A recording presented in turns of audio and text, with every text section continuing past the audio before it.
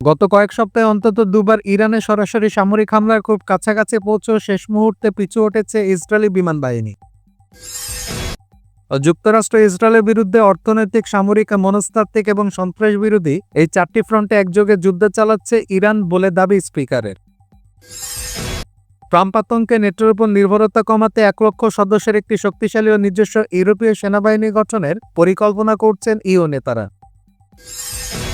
British পারমাণবিক submarine ঘাঁটির জন্য চীনে তৈরি সহায়ক জাহাজ ব্যবহারের পরিকল্পনা নিয়ে যুক্তরাজ্যে দেখা দিয়েছে তীব্র জাতীয় নিরাপত্তা উদ্বেগ।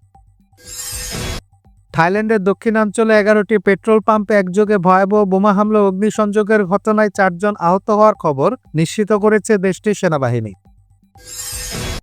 এবং রাশিয়া থেকে তেল আমদানিতে শুল্কের খরা, ট্রাম্পের চাপের মুখে ভারত কি পারবে রপ্তানি বাণিজ্য এবং জ্বালানি নিরাপত্তা রক্ষা করতে?